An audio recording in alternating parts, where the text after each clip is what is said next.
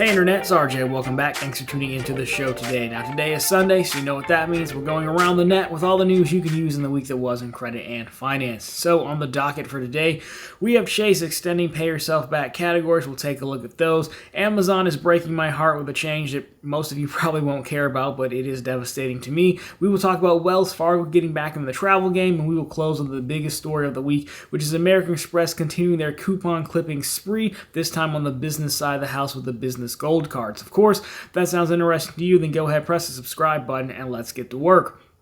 Now, batting leadoff here with our quick hit, which would be Chase and Pay Yourself Back. If you don't remember, Pay Yourself Back is a feature that goes back to the pandemic era where you were allowed on certain cards to take your points and pay off certain purchases based on, if it was groceries or something like that, depending on the category they set at an elevated rate. But since then, this feature has been nerfed. Sapphire Reserve used to be able to do 1.5x, now it's down to 1.25, and a lot of the categories have been removed, as you'll see, but either way, Chase is extending this through the end of this year, so I'll put them on screen for you.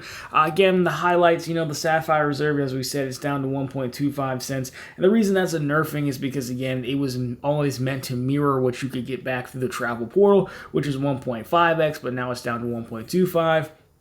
Sapphire is really the only one of note here, being grocery stores, gas stations, and the annual fee. You can redeem specifically to purchases on your card with that at those elevated rates. Of course, Charity still gets 1.5, and if you say that in that tone of voice, then you'll sound like a jerk. Aeroplan, Southwest, and United are also still on there as well, which could be interesting options for those who have a ton of points. Now, overall, I still think 1.25 isn't terrible. I'm not even going to say this is a missed opportunity from Chase because, it was a conscious decision. But I always thought if they had rotated these quarterly, just like the Freedom categories rotate, this could be pretty good, right? Because then it gives these cards a whole another dimension of travel and cash back at elevated rates. But apparently they're not going to do that, which is fine.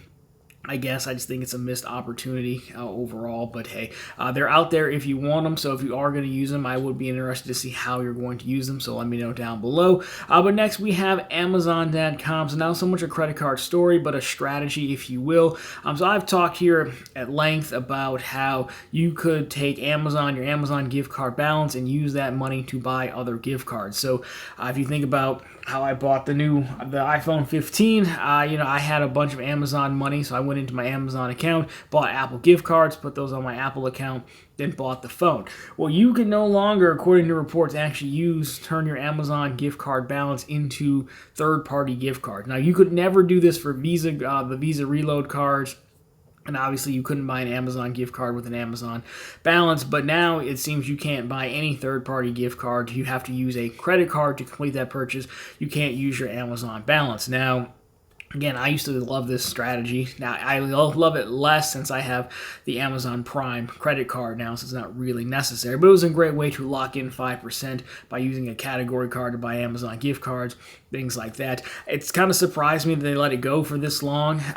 Is it a permanent change? Was it a temporary? We don't know. At the time of taping, I did test it and it didn't work, but hopefully they do remove it.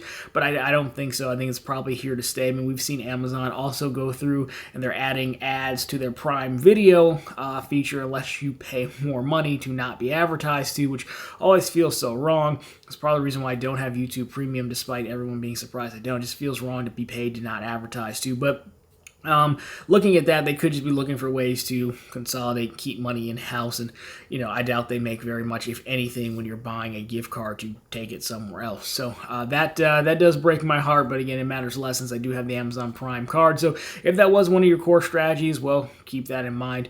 So we now have Wells Fargo adding something, or I guess it kind of maybe almost adding something back that we used to have. So I'll put this on screen, but this is a notice that folks with an autograph card, which I do have now, got, and this is regarding travel partners. Wells Fargo will be adding transfer partners, so effective November 15th of this year. Points transfers. A new online redemption option will be available for all points-based Wells Fargo credit cards called Points Transfer. With Points Transfer, you'll be able to redeem your points to transfer as miles, points, or credits to participating partner loyalty transfer programs. Now, this is the only points-based card they have right now is the autograph card. The active cash is a cashback card. Built rewards, while issued by Wells Fargo now, is still its own separate thing. So really, this only extends to the autograph card.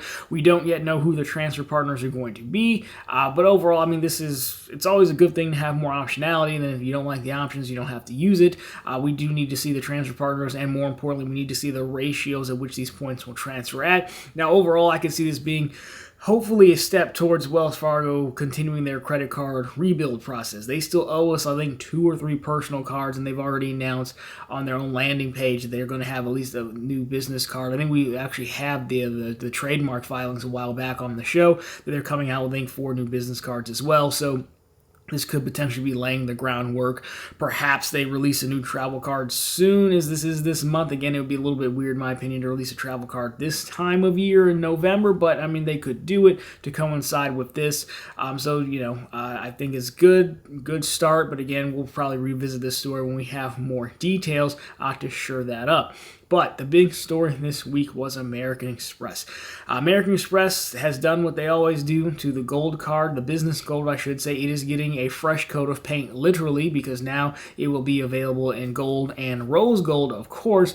But with that fresh coat of paint comes a new set of changes. So I'll put the card on screen for you. We'll talk about some things you need to know and some overall thoughts to close this one out. So when we take a look at it, again, I guess I left the gold picture up there, but is a classic. So business gold, your new look business gold, the annual fee will go to $375.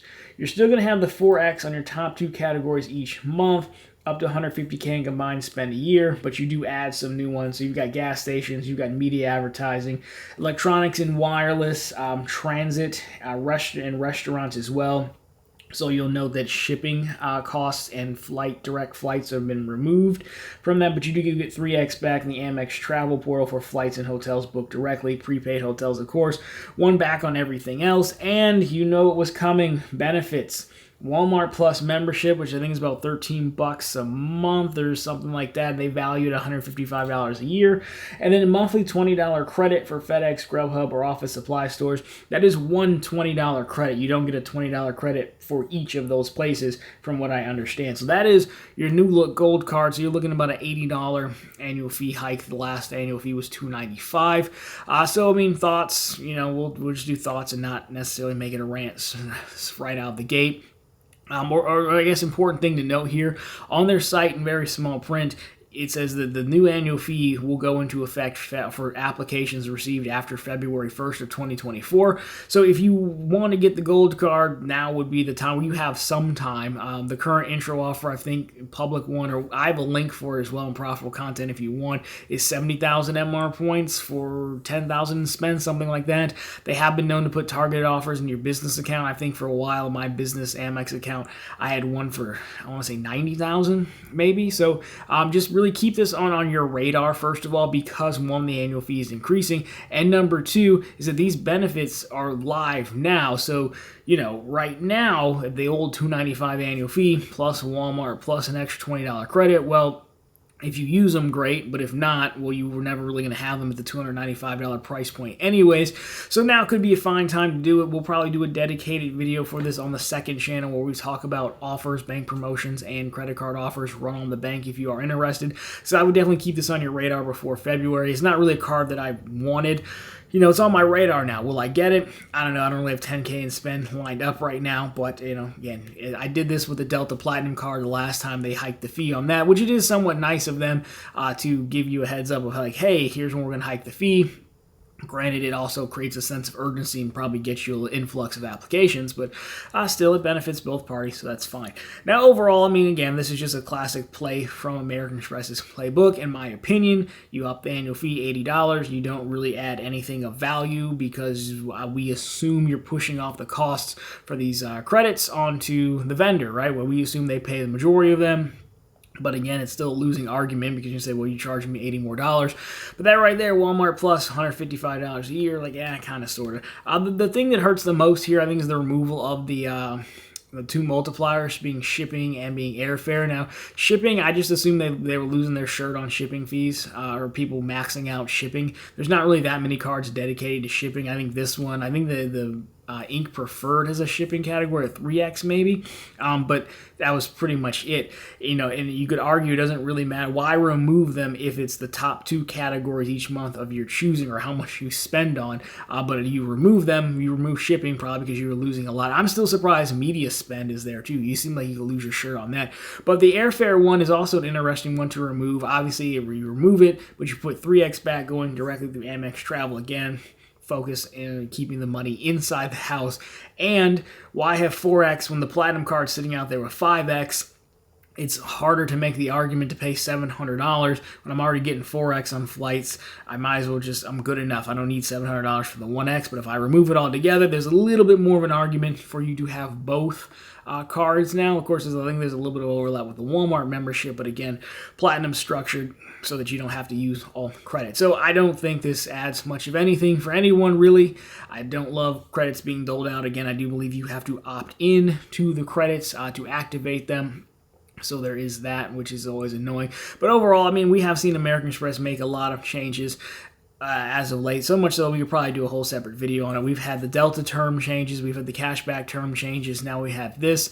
I think they're going through and they're trying to bat down the hatches, so to speak, figure out how to keep more of their money internally, how to change these business models to work even more for them. Because again, their business model is different than everyone else's. Bank of America, Wells Fargo, Chase, Citi, say what you will about them, but they're cross-selling banks. They're here to sell you products. American Express doesn't really have anything to sell you, and they're also bad at it. They have a personal checking bonus going on right now that I would sign up for. We have it on Profitable Content if you're interested, but I can't because I have a business checking account with them. In what world would you tell someone, hey, because you have a business checking account, we're not accepting you for a personal deposit account? Or you have to have a credit card to be eligible to apply for this bank account as well. Normally it works the reverse. Every other bank will happily give you the deposit account, then, before you go out the door, let me sell you a no annual fee cash back card. That's how I would imagine they would want to do it, but they don't do it like that. So I can't figure out why they're cross-selling like this. I can't believe they're just that bad at it because it's so painfully obvious on how this is done. So I don't know, but I do think they're trying to rework a lot of their business models. I'll say this and we can get out of here. Amex is different because American Express is the issuer and they're the payment network. So they get a bigger piece of the swipe fees. Sure, there's a payment processor that they have to share with, but they're getting a bigger piece of it. And we've also seen them go through and kind of rewrite some of their cards to no longer be charge cards, but be cards with like flexible payment options, as they say, where you have you can do the not buy now, pay later, but you have payment options, right? Increasing the amount of money they get, making them more welcoming, inviting to people, I guess. I think that's their model, right? To increase that. So my point here is increasing the annual fee $80, but then shoving off the price to vendors. Now, maybe you've even managed to bring down your operating costs, right, for account maintenance and stuff like that. Meaning you pocket even more of the money that you're going after. Again, we could do a whole video on the business model. So I guess let me know if you want to see my thoughts on an Amex business model. But I did make it through this without ranting about American Express. And for that, I think I deserve a pat on the back. Because some of you guys would just yell at me because Amex can do no wrong. But here we are. Anyways, guys, that has been the news for this week. So, of course, if you liked it, drop me a thumbs up down below. If you found it particularly interesting, consider subscribing to the channel. So we're posting content just like this every single week and right back every Sunday with all the news you can use in the week that was in credit and finance. And, of course, every single day over on ProfitableContent.com where we have the latest news stories. We have bank promotions that are a lot less fussy than Amex. And we have credit card offers. So if you want the last call on the business gold at the $295, well, you can find it over there in our credit card section. Anyways, guys, that's been it for this one. As always, thank you so much for watching. I'll talk to you very soon this week.